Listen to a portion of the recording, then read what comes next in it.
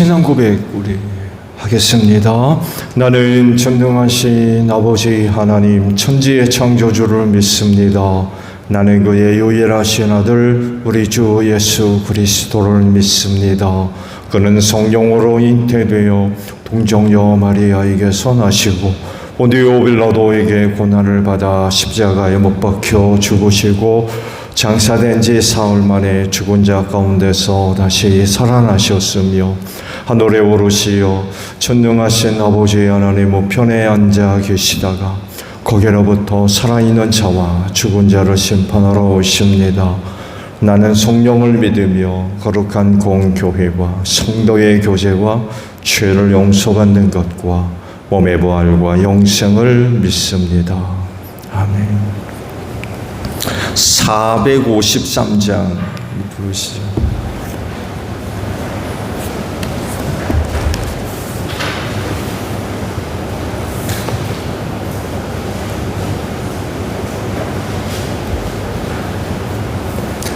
(453장이에요) 예수 더알기 원하네 크고도 넓은 은혜와 대속해 주신 사랑을 간절히 알기 원하네 내 평생의 소원 내 평생의 소원 대속해 주신 사랑을 간절히 알기 원하네 성령의 스승 되셔서 진리를 가르치시고 거룩한 뜻을 깨달아 예수를 알게 하소서 내 평생의 소원 내 평생의 소원 대속해 주신 사랑을 간절히 알기 원하네 성령의 감화 받아서 하나님 말씀 배우니 그 말씀 한 절 한 절이 내 맘에 교훈 되도다 내 평생의 소원 내 평생의 소원 대속해 주신 사랑을 간절히 알기 원하네 예수가 계신 보좌님 영광에 들러 있도다 평화의 왕이 허시니 그 나라 왕성하도다 내 평생의 소원 내 평생의 소원 대속해 주신 사랑을 간절히 알기 원한네. 에스겔 24장 15절에서 27절까지 있는 말씀을 봅니다. 주님께서 나에게 말씀하셨다. 사람아 나는 너희 눈에 들어 좋아하는 사람을 단번에 쳐 죽여 너에게서 빼앗아 가겠다. 그래도 너는 슬퍼하거나 울거나 눈물을 흘리지 말아라. 너는 고요히 탄식하며 죽은 사람을 두고 슬퍼하지 말고 오히려 머리를 수건으로 동이고 발에 신을 신어라. 또 수염을 가리지도 말고 초상집 음식을 차려서 먹지도 말아라. 아침에 내가 백성에게 이 이야기를 하였는데 나의 아내가 저녁에 죽었다. 나는 그 다음날 아침에 지시를 받은 대로 하였다. 그러자 백성이 나에게 물었다. 내가 하고 있는 일이 자기들에게 무엇을 뜻하는지 알려주지 않겠느냐는 것이었다. 그래서 나는 주님께서 나에게 이렇게 말씀하셨다고 하면서 그들에게 대답하였다. 너는 이스라엘 족속에게 전하여라. 나주 하나님이 말한다. 너희 권세의 자랑이요 너희 눈에 들어 좋아하는 것이요 너희가 마음으로 사모하는 내 성소를 이제 내가 더럽히겠다. 너희가 이 성읍에 남겨둔 너희 아들과 딸들도 칼에 쓰러질 것이다. 그래도 너희는 에스겔이 한 것과 똑같이 하게 될 것이다. 너희는 수염을 가리지도 못하고 초상집 음식을 차려서 먹지도 못할 것이다. 너희는 머리에 수건을 동이고 발에 신을 신은 채로 그대로 있을 것이며 탄식하지도 못하고 울지도 못할 것이다. 오히려 너희는 너희 자신의 죄로 망하는 줄 알고 서로 마주보며 탄식할 것이다. 에스겔이 이와 같이 너희에게 표징이 될 것이다. 너희도 그가 한 것과 똑같이 하게 될 것이다. 이 일이 이루어질 때에야 너희는 비로소 내가 주 하나님인 줄 알게 될 것이다. 그러나 너 사람아, 내가 그들에게서 그들의 요새, 그들의 기쁨과 영광과 그들의 눈에 들어 좋아하며 마음으로 사모하는 것을 빼앗고 그들의 아들, 딸들을 데려가는 날, 그날에는 탈출한 사람이 너에게서 와서 내 귀에 소식을 전해줄 것이다. 그날에 내 입이 열려 그 탈출한 사람에게 이야기를 하고 다시는 말을 못하는 사람이 되지 않을 것이다. 내가 이와 같이 그들에게 표징이 되면 그때야 그들이 비로소 내가 주인 줄 알게 될 것이다. 아멘. 오늘 아침은요 16절에 있는 말씀을 함께 나눕니다. 사람아, 나는 너희 눈에 들어 좋아하는 사람을 단번에 쳐 죽여 너에게서 빼앗아 가겠다. 그래도 너는 슬퍼하거나 울거나 눈물을 흘리지 말아라 라는 말씀입니다. 아침에 보신 그런 그 말씀들은 남유다 백성들에게 전달된 새로운 예언의 말씀이라고 할 수 있지요. 지금 그 당시 계속된 상황은 에스겔 선지가 바벨로니아 제국에 포로로 붙들려온 그런 상황 속에서 하나님의 계시의 말씀이 그에게 임했고, 그는 그 말씀을 받아서 포로로 잡혀온 유대인들과 남유다에 남아있는 그 백성들에게 전달되는 그런 그 말씀들이에요. 에스겔이 남유다에 남아있을 때 받은 예언이 아닙니다. 2차 침입 때 바벨론으로 붙들려왔죠. 그러면서 거기서 이제 선지자로 부름을 받았죠. 그래서 거기 계속 머물러 있으면서 그에게 임한 하나님의 말씀입니다. 그것을 이제 말씀을 드린 대로 바빌로니아 제국에 붙들려온 동족들과 남아있는 유다 땅에 남아있는 그 백성들에게 계시된 그런 그 말씀을 받아서 전달한 그런 그 상황들입니다. 이와 같은 상황을 밝히는 말씀이 이제 26절에 기록이 되어져 나오죠. 오늘 보신 그 예언의 말씀은 남유다에 남아있는 동족들이 어떤 일을 겪게 될 것인가에 대한 경고의 메시지라고 할 수 있죠. 이미 지난번에 말씀을 봤죠. 바벨로니아 제국이 남유다를 공격을 하기 시작했어요. 그런 상황 가운데 임한 그런 그 말씀들이었습니다. 그런 최종까지 에스겔에게 하나님의 말씀이 임했고, 그 말씀이 유다 땅에 남아있는 자들에게 전달된 그런 그 말씀들이라 할 수 있죠. 그런 것 보면 어떻게든 그 남유다가 이런 그 계시된 말씀들을 듣고 돌아오기를 끝까지 바라고 기다리셨던 하나님이셨다는 것을 알 수가 있죠. 그런 상황이면은 뭐 남유다는 끝난 거죠. 이제는 더 이상 기회가 없는 상황이잖아요. 그런데도 남유다 땅에 남아있는 백성들에게 주실 말씀을 에스겔에게 주셨던 거예요. 그러니까 마지막까지 그 백성들을 구해내려고 에스겔을 통해서 말씀이 전달됐다는 거죠. 근데 최종적인 말씀이죠. 이 마지막 때 이제 그에게 임한 그 말씀이 에스겔 가정적으로는 아주 비극적인 그런 그 일들이 돼버렸죠. 그렇게 하실 정도로 남유다에 대한 하나님의 마음이 참 각별했는데도 불구하고 남유다 사람들은 끝내 돌아오지 않습니다. 그렇게까지 하시면서도 말씀을 주셨는데, 그 정도면 알아들을 사람들은 나라에 들어야 되는데, 그런 점에 있어서는 참 안타까운 것 같아요.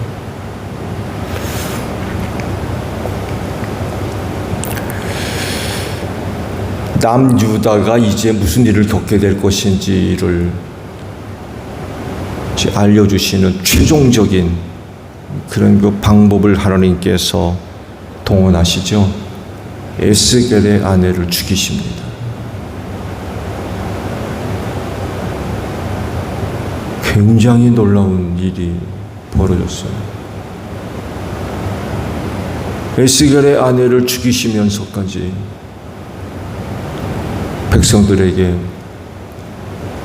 예언의 말씀을 주셨던 거죠. 그렇게까지 하면 말씀드린 대로 알아들을 사람들은 알아들어야 되는데 전혀 그러지를 못했어요.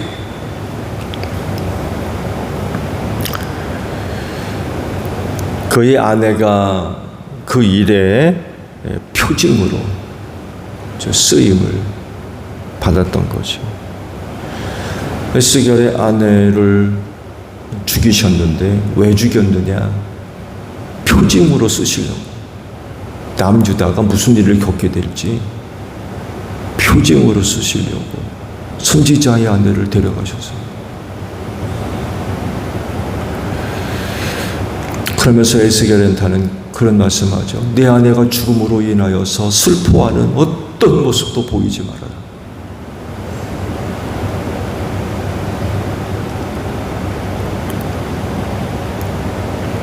이렇게 말씀을 드린 대로 에스겔의 집안에 이런 일이 벌어진 이유는 남유다가 바벨로니아의 침입을 받아서 사랑하는 사람들을 잃어버릴 거라는 거예요. 그 잃어버린다는 얘기는 뭐예요? 죽임당할 거라는 거예요. 저들이 보는 앞에서 그런 일을 당하고 그런 일을 당하고도 슬퍼하지 못하게 될 거다. 그러니까 참혹하고 비극적인 일들이 일어나게 될 거라는 거죠. 또 그걸로 인하여서 슬퍼할 겨를도 없다는 거죠. 너무나도 크고 두려운 일들이 벌어지니까 슬퍼하지도 못하고, 그러니까 거의 장례식도 못 치르고.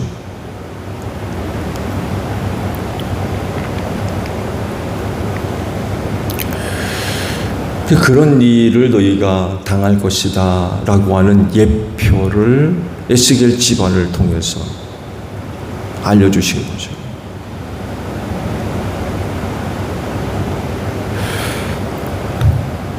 참 기가 막힌 일이 벌어진 거죠. 하나님께서 이번에는 에스겔과 그 아내를 사용하셔서 남유다에게 이제 말씀을 주시는 거죠.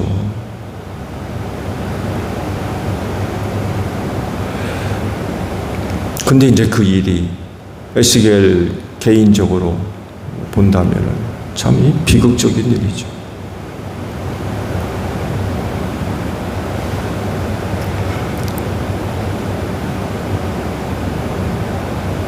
그 놀라운 것은 그렇게 하겠다라고 하실 때에 에스겔의 반응입니다. 어떤 언급도 하지 않습니다.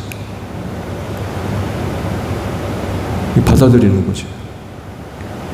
그렇게 하겠다라고 하시니까 받아들입니다. 그리고 그 일에 대해서 이렇게 하라고 말씀을 하시니까 그대로 순종합니다.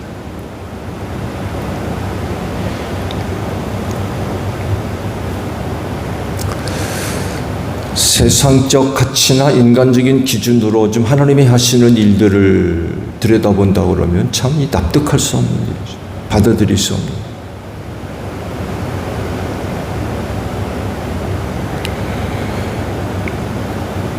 결국 그런 일로 인하여서 큰 시험에 드는 거죠.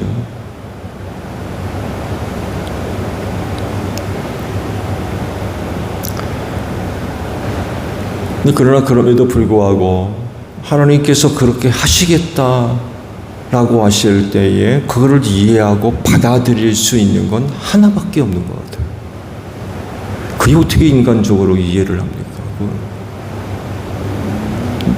어떻게 해야 지금 하나님이 하시는 일들을 이해할 수 있고 또 받아들일 수가 있겠어요? 순종도 할 수 있나요? 여러분 같으면 어떻게 하시겠습니까?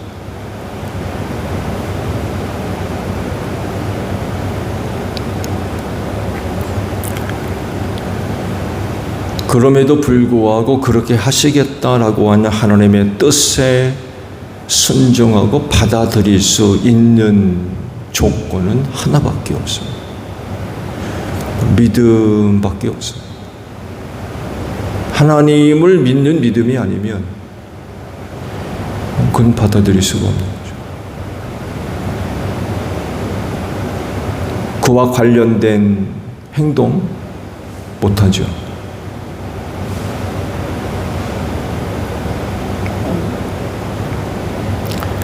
하나님을 향한 믿음이 없이는 이런 사건을 이해하거나 받아들이거나 순종하는 일은 불가능합니다.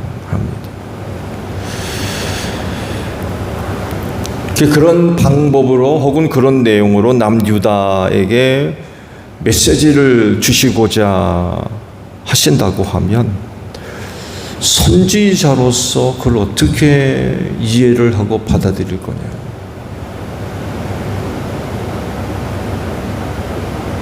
선지자잖아요. 일반 백성도 아니고 하나님께서 쓰시려고 불러 세운 사람이거든요.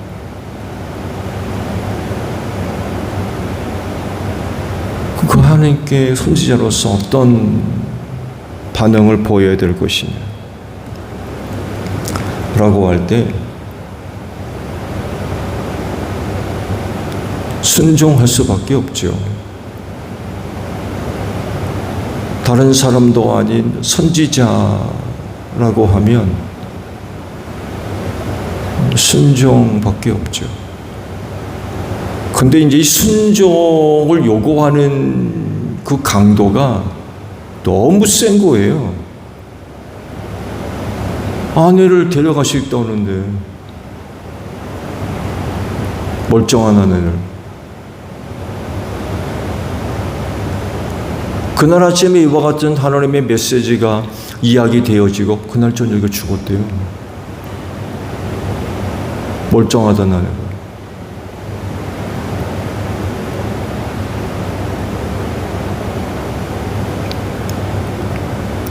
그게 말이 순종이지 이게 될 법한 일이냐 도대체 이게. 일반적으로 신을 섬길 때에 사람들이 바라는 어떤 바램과 지금 에스겔에 일어나고 있는 그런 그 일들을 생각해 보면 이건 이런 얘기도 나올 법하죠. 하나님을 계속 섬겨야 되나? 내가 이런 신을 계속 섬겨야 되나? 안 그렇겠어요?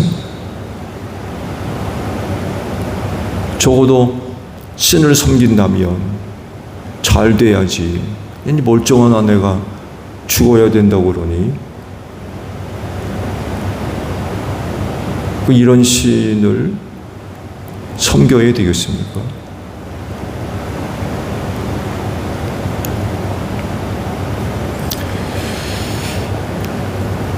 근데 에스겔이 보여준 그 모습들을 보게 되면 따르죠.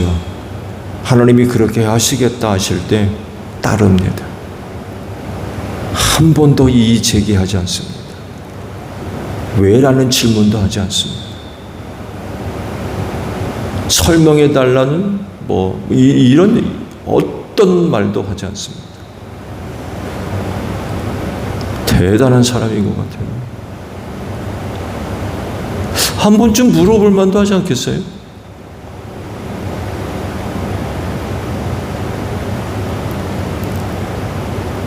근데 자기 아내를 두고 하나님이 지금 하려 하시는 일을 두고 한마디도 하지 않습니다. 그렇게 하겠다고 그러시니까 그대로 그냥 받아들여요. 이런 이야기를 그의 아내가 알았다면 그녀는 또 어떻게 반응했을까요? 아주 흥미로운 질문이죠.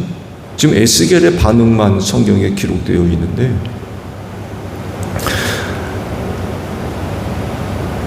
내가 그런 이야기를 아침에 했다고 그랬거든요. 근데 그날 저녁에 죽었어요. 이런 그 사실들을 그의 아내가 알았다면 그녀는 어떻게 반응했을까요?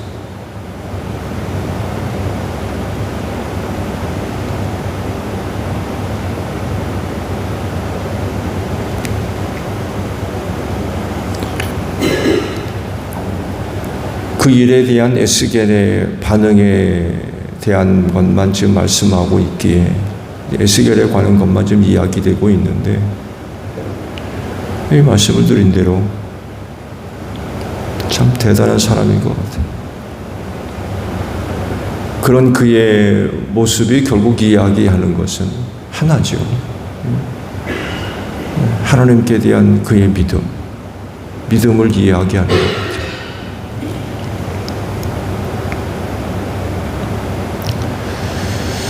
이와 비교될 수 있는 인물 하나를 우리가 또 찾아볼 수 있죠. 아브라함입니다. 아들 이삭을 제물로 바치라고 그러셨을 때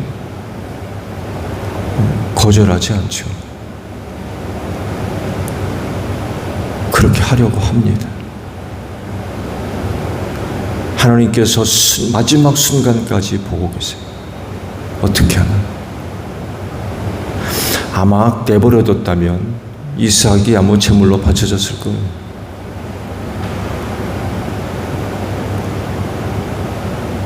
뭘 얘기합니까? 하나님을 향한 아브라함의 믿음을 얘기합니다. 믿음이 아니면 그런 것들은 못하죠. 할 수가 없는 거예요. 에스겔도 마찬가지입니다.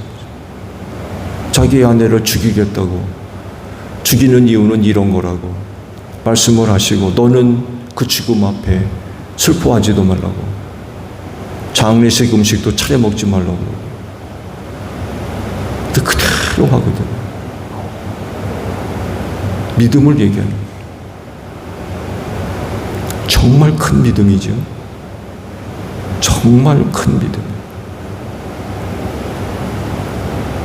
믿음이 아니면 이해도 안 되고 또 믿음이 아니면 할 수도 없는 그런 일들이 지금 벌어졌던 거죠.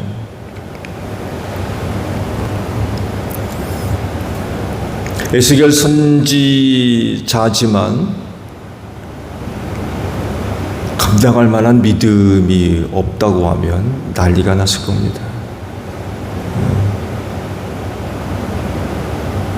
그러니까 또 하나님께서 그런 그를 선지자로 부르셨겠죠. 그만한 믿음이 있으니까. 이런 일들이 갑작스럽게 계획됐겠어요? 그렇지 않아요? 그런 일들이 갑자기 계획됐겠느냐고요. 적어도 그를 선지자로 부르셨을 땐 이미 벌써 하나님의 계획이 다 세워져 있었을 겁니다. 감당할 만한 사람들을 부르셨던 거예요. 그렇게까지 해도 흔들리지 않을 사람들, 끝까지 저에게 주어진 역할들 감당할 만한 사람. 그러니까 하나님께서 그런 그를 선지자로 부르셨던 거죠. 참 대단한 사람인 것 같아요.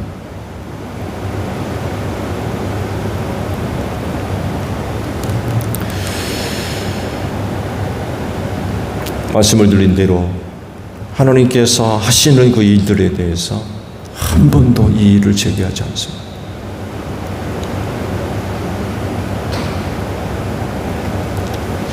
그런 일을 또 원망하거나 불평하지도 않고, 더욱이 불순종하지 않습니다.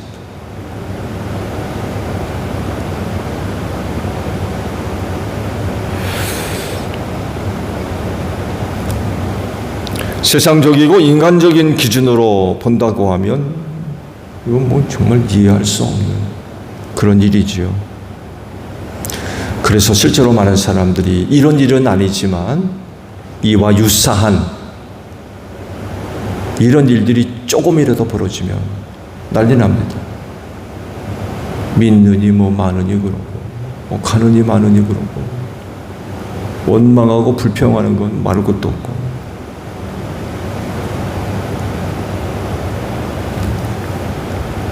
시험에 빠지는 거죠. 근데 신앙으로 본다면 얘기가 달라져요.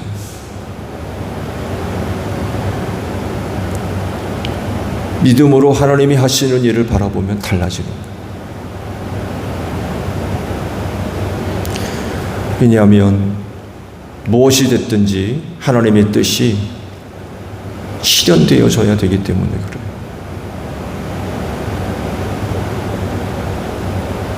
거기에 에스겔 가정이 지금 쓰임받고 있는 거거든요. 근데 그 일이 비극적인 아내를 데려가시겠다는 거예요. 그러면서 이제 남유다 백성들에게 최종적인 그런 그 메시지를 전달하려고 좀 하시는 거죠.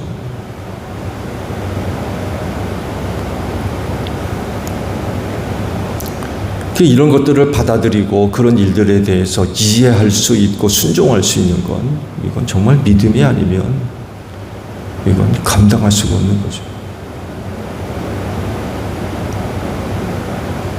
성경에 등장하는 믿음의 사람이라고 일컫는 사람들, 또 하나님이 하시는 일들에 대한 믿음의 분량들을 이야기하는 그 믿음의 분량이 우리가 생각하는 이상이라는 거예요. 그렇게 시시한 것들이야. 생각해 보십시오. 여러분의 믿음의 분량이 어느 정도입니까? 이거 이런 일 감당하실 수 있으세요? 우리가 생각하는 믿음의 수준을 훨씬 뛰어넘는 것들이에요.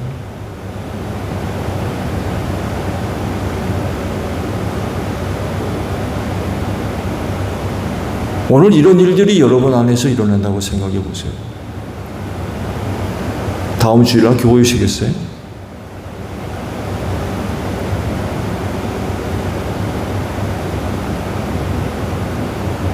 이게 우리가 생각하는, 우리가 이야기하는 믿음,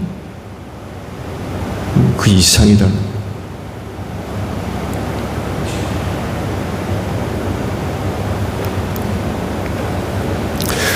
하나님께서 쓰시던 선지자의 가정을 선택하셔서 그렇게 사용하실 정도면 뭘 얘기합니까? 남유다의 상황이 최악이라는 거예요. 최악.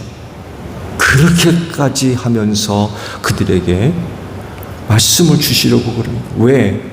깨닫게 하시려고. 그런 것들을 보고 들음으로 인하여서 돌이키려고.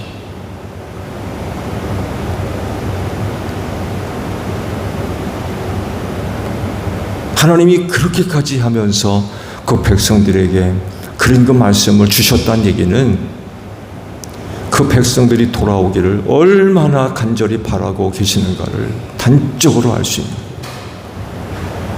그렇게까지 하면서. 그런데 남유다는 끝내 돌아오지 않습니다. 그러니 하나님의 분노가 얼마나 크시겠습니까? 그렇게까지 하면서 그 백성들을 돌이키려고 하셨는데, 그렇게 한다면 하나님의 분노가 얼마나 크시겠어요?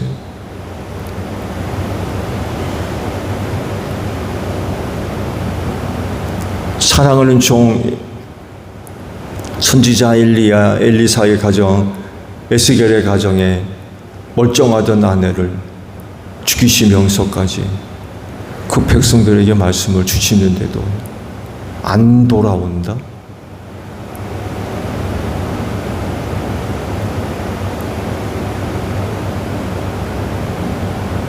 이 마지막 때 하나님의 심판이 두려운 이유도 바로 이런 데 있어요. 독생하신 아들 예수 그리스도를 십자가에 대신 못 박아 죽이시기까지 하시면서 그들에게 메시지를 줬는데도 안 믿어요. 이 마지막 때 하나님의 분노가 강할 수밖에 없는 거예요.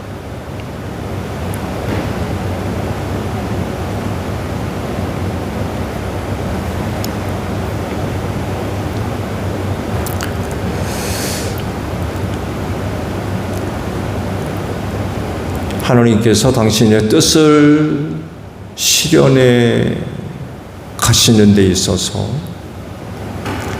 여러분을 어떻게 사용하실까요? 무슨 일을 어떻게 사용하실까요? 이런 일은 특별한 일이죠. 이런 일은 정말 특별한 일이에요. 근데 이 특별한 일이 참 감당할 수 없는 일들이죠. 그렇지만 우리 믿는 성도들에게 에스겔 선지의 그런 그 모습들은 믿음이란 것이 무언가를 잘 보여주고 있는 것 같아요. 하나님의 뜻을 실현해 가야 할 사람으로서 그 하나님께 대한 믿음의 태도가 어떤 것이 어느 수준까지 이르러야 된다는 것을 잘 보여주고 있는 것 같아요.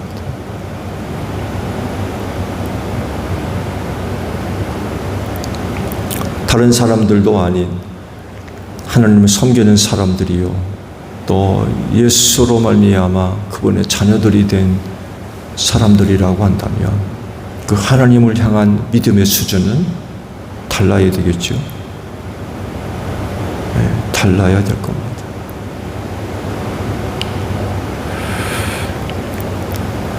앞으로 하나님께서 어떤 일들을 위해 여러분들을 이끌어 가실지 확인되고 드러나는 일은 없겠지만 무엇이 됐든지 항상 믿음으로 하나님 아버지 앞에 순종할 수 있는 여러분들이 되시기를 바랍니다. 주기도만 합니다. 하늘에 계신 우리 아버지, 아버지의 이름을 거룩하게 하시며 아버지의 나라가 오게 하시며 아버지의 뜻이 하늘에서와 같이 땅에서도 이루어지게 하소서. 오늘 우리에게 일용할 양식을 주시고 우리가 우리에게 잘못한 사람을 용서하여 준 것 같이 우리 죄를 용서하여 주시고 우리를 시험에 빠지지 않게 하시고 악에서 구하소서. 나라와 권능과 영광이 영원히 아버지의 것입니다. 아멘. 기도하겠습니다.